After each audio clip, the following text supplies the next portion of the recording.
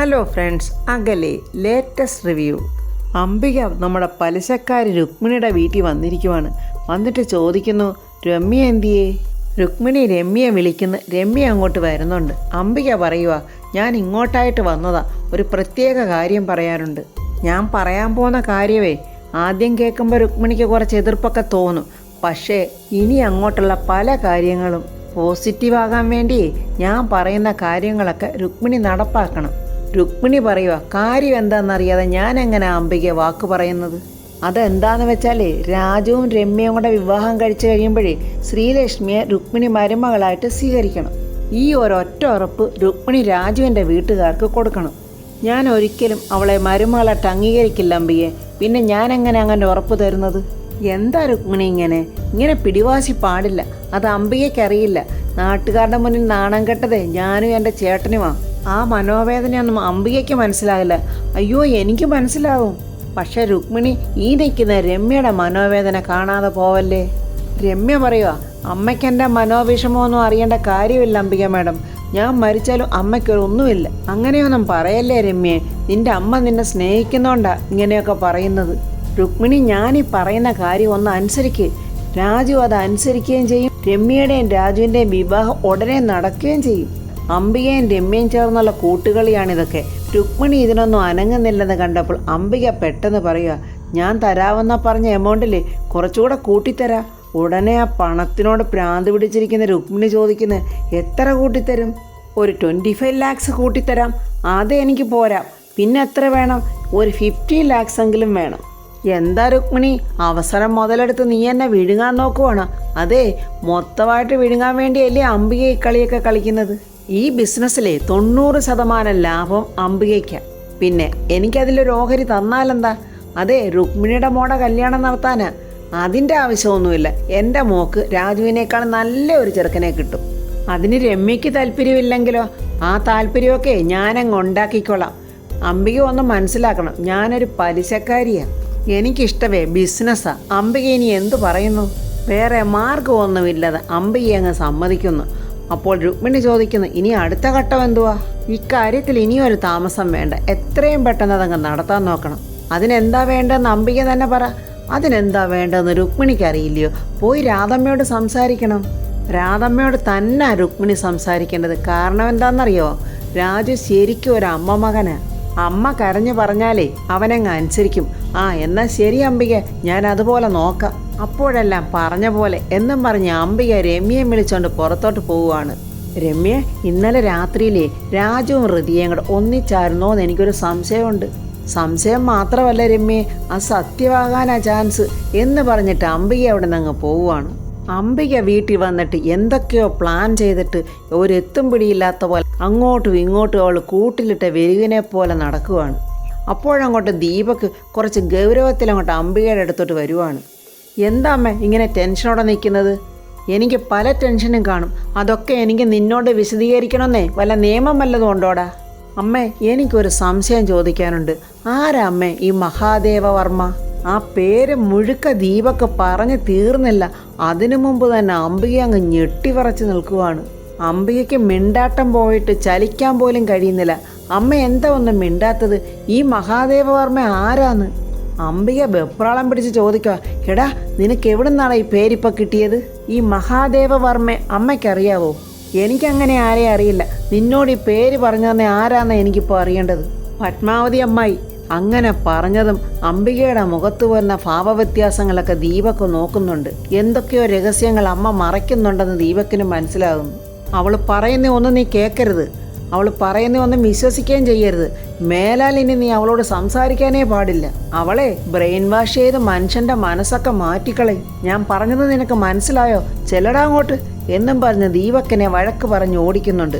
ദീപക്കിനും അംബികയുടെ മേൽ പല സംശയങ്ങളും തോന്നുന്നുണ്ട്. അംബിക അവിടെ നിന്നോണ്ട് ആലോചിക്കുക, എത്രയും പെട്ടെന്ന് പത്മാവതി ആ കെട്ടിടത്തിൽ നിന്ന് മാറ്റണം. അത് ഉടനെ തന്നെ ചെയ്യണം. രാജു കട്ടിൽ നിന്ന് എന്തൊക്കെയോ ഇങ്ങനെ ആലോചിക്കുവാണ്. അപ്പോൾ വേണുവേട്ടൻ അടുത്തോട്ട് ചെല്ലുന്നുണ്ട്. മോനെ രാജു, നീ വന്നപ്പം മുതൽ ഞാൻ ശ്രദ്ധിക്കുന്ന നിനക്കെന്തോ ഒരു ടെൻഷനുണ്ടല്ലോ. എന്താ അത്? അച്ഛനോട് പറ മോനെ. എന്തോ ഒരു വലിയ കാര്യം നിന്റെ മനസ്സിൽ കിടന്ന് പുകയുന്നുണ്ട്. എന്താ മോനെ പ്രശ്നം? നീയും മേഡം കൂടെ എവിടേക്കായിരുന്നല്ലോ പോയിരുന്നത്? അതൊക്കെ ഞാൻ പറയാച്ചാ. എൻ്റെ ചില സംശയങ്ങൾ ഞാൻ അച്ഛനോട് ചോദിക്കാനിരിക്കുമായിരുന്നു. ഇന്നലെ ഞാനും മേഡം കൂടെ ഒരു കാഴ്ച കണ്ടച്ചാ. സത്യം പറഞ്ഞാൽ ഞങ്ങൾ ഞെട്ടിപ്പോയി. ആ ഞെട്ടൽ ഇപ്പോഴും മാറിയിട്ടില്ലച്ചാ എന്നും പറഞ്ഞ് രാജു അവിടെ കണ്ട കാഴ്ചകളൊക്കെ വേണുവിനോട് പറയുവാണ്. അംബിക ഒരാളെ തടവറയിലിട്ടിരുന്നതും അയാളെ കൊല്ലാൻ വേണ്ടി തോക്ക് ചൂണ്ടിയതും അയാൾ അംബികയെ ആക്രമിക്കാൻ നോക്കിയതും അങ്ങനെയുള്ള കാര്യങ്ങളൊക്കെ രാജു പറയുവാണ്. അച്ഛൻ അയാളെക്കുറിച്ച് വല്ലതും അറിയാവോ? എനിക്ക് മോനെ നേരിൽ കണ്ടാലേ ഒരു പക്ഷേ മനസ്സിലാകത്തുള്ളൂ. ഒരു കാര്യം മാത്രമേ മോനെ എനിക്ക് നിന്നോട് പറയാനുള്ളൂ. വർമ്മ സാർ എത്ര കണ്ട് സത്യസന്ധനാണോ അതിന് നേരെ വിപരീതമാണ് ആ അംബിക. അവരൊരു ഭയങ്കര സ്ത്രീയാ. ചോരക്കറ പുരണ്ട ഒത്തിരി കഥകളുണ്ട് അവരുടെ പിന്നിൽ. ആ പൂട്ടിയിട്ടിരിക്കുന്ന ആൾ ആരാണെന്നും എന്തിനാണ് അംബിക അയാളെ പൂട്ടിയിട്ടിരിക്കുന്നതെന്നും നിങ്ങൾ തന്നെ കണ്ടുപിടിക്കണം മോനെ. ആ ഋതിക മേഡത്തെ കൊല്ലാൻ പോലും അംബിക മടിക്കില്ല മോനെ. വേണുവേട്ടൻ അങ്ങനെ പറഞ്ഞപ്പോൾ രാജുവിനൊരു വല്ലാത്ത പേടി. അച്ഛാ, ഞാൻ ഋതിക മേഡത്തിനെ ഒന്ന് വിളിക്കട്ടെ എന്നും പറഞ്ഞ് രാജു ഋതികയ്ക്ക് ഫോൺ ചെയ്യുവാണ്. എന്താ രാജു? മേഡം, ഞാൻ വിളിച്ചതേ സീരിയസ് ആയിട്ടൊരു കാര്യം പറയാനാ. അംബിക മേഡം പൂട്ടിയിട്ടിരിക്കുന്ന ആളിനെക്കുറിച്ച് ഞാൻ അച്ഛനോട് സംസാരിച്ചു. എന്നിട്ട് അങ്കിൾ എന്തു പറഞ്ഞു? അച്ഛൻ പറയുന്നത് ഇതിലെന്തൊക്കെയോ കള്ളക്കളികളും രഹസ്യങ്ങളും ഉണ്ടെന്നാ. അംബിക മേഡം നമ്മൾ ഉദ്ദേശിക്കുന്ന പോലെയുള്ള ഒരാളല്ലെന്ന്, അവർക്ക് ഒരുപാട് ഫാസ്റ്റ് ഹിസ്റ്ററിയൊക്കെ ഉണ്ടെന്ന്. എങ്കിലതാരാണെന്ന് നമുക്ക് അന്വേഷിച്ച് കണ്ടുപിടിക്കണം രാജു. അമ്മായിയുടെ കള്ളത്തരങ്ങളെല്ലാം നമുക്ക് വെളിച്ചത്തിൽ കൊണ്ടുവരണം. അതിനിതൊക്കെ അച്ഛൻ വരുന്നതിന് മുൻപ് തന്നെ ചെയ്യണം. അതിന് നമ്മൾ എന്താ മേഡം ചെയ്യേണ്ടത്? അപ്പോൾ ഋതിക എന്തൊക്കെയോ രാജുവിനോട് പറയുന്നുണ്ട് ഫോണിൽ. ഋതിക പറഞ്ഞതെല്ലാം രാജു കേട്ടിട്ട് പറയുന്നു. അപ്പോൾ ഓക്കെ മേഡം, നാളെ രാവിലെ എന്നും പറഞ്ഞ് ഫോൺ കട്ട് ചെയ്യുന്നുണ്ട്. പിന്നെ കാണിക്കുന്ന ഒരു ബീച്ചാണ്. അവിടെ രാജുവും ഋതികയും പോലീസ് സൂപ്രണ്ട് ശിവരഞ്ജിനിയും ഉണ്ട്. അന്നത്തെ വർമ്മസാറിൻ്റെ കേസിനെക്കുറിച്ചൊക്കെ ആ മേഡം പറയുന്നുണ്ട്. വർമ്മസാറിനെ പോലെ ശാന്തശീലനായ ഒരാളായിരുന്നില്ലെങ്കിൽ എനിക്കിപ്പോൾ ഇരിക്കാൻ ആ കസേര പോലും കാണത്തില്ലായിരുന്നു. സത്യസന്ധയായ ഒരു പോലീസ് ഉദ്യോഗസ്ഥയാണ് ഞാൻ. തെറ്റുപറ്റിയത് മിനിസ്റ്റർക്കാണെങ്കിലും വെറുതെ വിടരുതെന്ന് ഞാൻ ചിന്തിച്ചു. അന്ന് അങ്ങനെയൊക്കെ അങ്ങ് പറ്റിപ്പോയി. ഞാൻ മിനിസ്റ്ററോട് സോറിയും പറഞ്ഞതാ. അദ്ദേഹത്തിന് അതൊരു വിഷയവും അല്ലായിരുന്നു. പക്ഷേ സോറി പറഞ്ഞാൽ തീരുന്നതല്ലല്ലോ ഞാൻ അദ്ദേഹത്തിന് കൊടുത്ത അപമാനം. ആ ഒരു തെറ്റ് പറ്റിയതിൻ്റെ പേരിൽ എനിക്ക് വർമ്മസാറിൻ്റെ മകളോടും വർമ്മസാറിൻ്റെ പിയോടും പ്രത്യേക ഒരു സ്നേഹമുണ്ട്. നിങ്ങൾക്ക് എന്താ എന്നോട് പറയാനുള്ളത്? പറഞ്ഞോളൂ. പെട്ടെന്ന് ഋതിക പറയാം. മേഡം, പറഞ്ഞാൽ വിശ്വസിക്കാൻ പറ്റാത്തൊരു കാഴ്ചയാണ് ഞങ്ങൾ ഇന്നലെ കണ്ടത്. രാജു പറയുക, ഒരാളൊഴിഞ്ഞ വീട്ടിൽ ഒരു സ്ത്രീയും കുറച്ച് ഗുണ്ടകളും ചേർന്ന് ഒരാളെ കെട്ടിയിട്ടിരിക്കുന്നു. എന്തുവാ നിങ്ങൾ പറയുന്നത്? വെറുതെ പറയുന്നതല്ല മേഡം, കെട്ടിയിട്ടിരിക്കുവല്ല, കാലിൽ ചങ്ങലയിട്ട് പൂട്ടിയിട്ടിരിക്കുവാണ്. അയാളെ ആ സ്ത്രീയും കുറേ ഗുണ്ടകളും ചേർന്ന് തല്ലി കൊല്ലാറാക്കിയിട്ടിരിക്കുവാന്ന്. ആ സ്ത്രീയുടെ പേരെന്താണെന്നറിയാവോ? അറിയാം, അംബിക. ആരാണ് ഈ അംബിക? അവരെൻ്റെ അമ്മായിയ, എൻ്റെ അച്ഛൻ്റെ സിസ്റ്റർ, അതായത് വർമ്മ സാറിൻ്റെ പെങ്ങൾ. എന്തൊക്കെയാണ് നിങ്ങളീ പറയുന്നത്?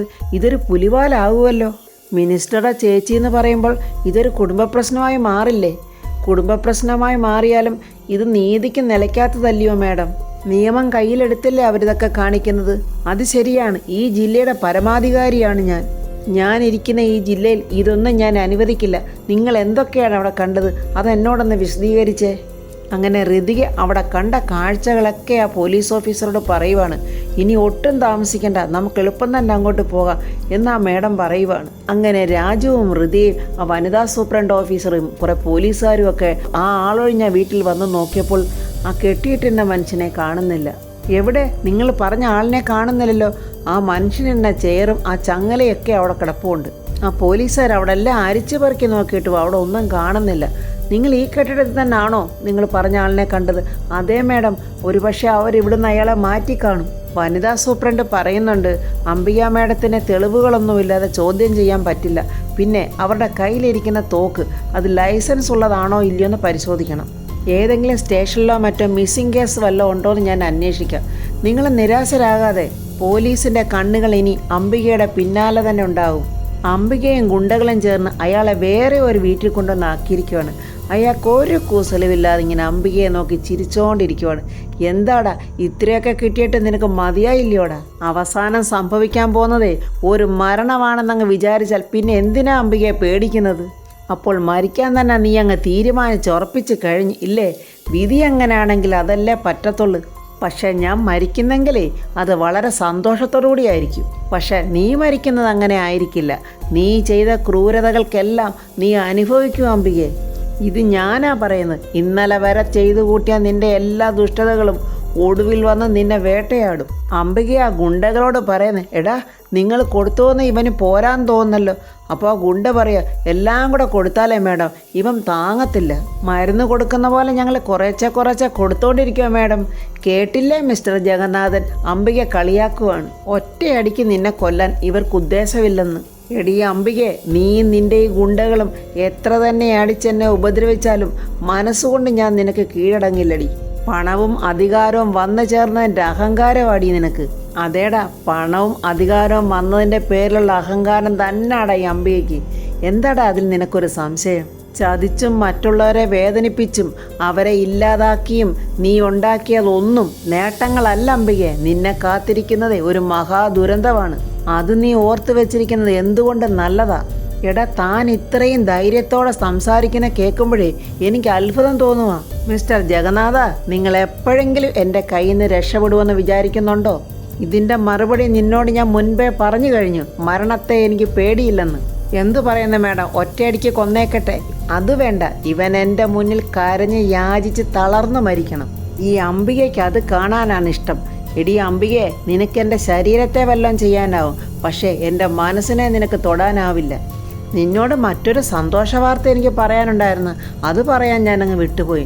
നിൻ്റെ കൂട്ടുകാരൻ്റെ മകളും അവിടെ കാമുകനും കൂടിയേ നിന്നെ രക്ഷിക്കാൻ ഇറങ്ങിയിട്ടുണ്ടായിരുന്നു. അവർ നിന്നെ കണ്ടെത്താൻ വേണ്ടിയേ നിന്നെ ആദ്യം ഇട്ടിന സ്ഥലത്ത് വന്നിരുന്നു. എന്താടാ നോക്കുന്നത്? അവർ വന്ന് നിന്നെ രക്ഷിക്കുമെന്ന് വിചാരിക്കുന്നുണ്ടോ? എടാ, ചോദിച്ചത് കേട്ടില്ലെന്ന്. അവർ രക്ഷിച്ചാലും ഇല്ലെങ്കിലും ഒരു കാര്യം നീ മനസ്സിലാക്കിക്കോ. നീ ഈ കുഴിച്ചു മൂടിയിരിക്കുന്ന എല്ലാ രഹസ്യങ്ങളും ഒരിക്കൽ പുറത്തു വരും. എൻ്റെ പ്രതാപൻ്റെ മകൾ എല്ലാ സത്യങ്ങളും ഒരു ദിവസം അറിയും. അവൾ അതങ്ങനെ എല്ലാം അറിയുന്ന ദിവസം നിന്റെ അവസാനമായിരിക്കും ഈ അംബികെ. നാവടക്കി കിടക്കട അവിടെ. ചോര കാണുന്നത് എനിക്ക് ലഹരിയാണെന്ന് നിനക്കറിയാമല്ലോ. എന്നെക്കൊണ്ട് ഇനി ഒരു കൊലപാതകം കൂടി നീ ചെയ്യിപ്പിക്കരുത്. അതെനിക്കറിയാവടി. മനുഷ്യരെ കൊല്ലാൻ നിനക്ക് യാതൊരു മടിയില്ലെന്ന്. പത്മാവതിയുടെ അച്ഛനും MLA ആയിരുന്ന പാവം മഹാദേവ വർമ്മയെ എന്ന് പറയുമ്പോഴേ അംബിക അലറുവാണ്. നിർത്തടാ. ആ സമയത്ത് അംബികയുടെ ഫോണിലോട്ട് വിളിച്ച് ദീപക്ക് പറയുന്നു, അമ്മേ, ആ പത്മാവതി ഗോഡൗണിൽ നിന്ന് രക്ഷപ്പെട്ട്. എന്തുപാടാ നീ പറയുന്നത്? അപ്പോൾ ഫ്രണ്ട്സ്, പത്മാവതിയെയും അംബിക തന്നെ അവിടുന്ന് മാറ്റിയതാണ്. സ്വന്തം മകനെ പോലും അംബിക വഞ്ചിക്കുവാണ്.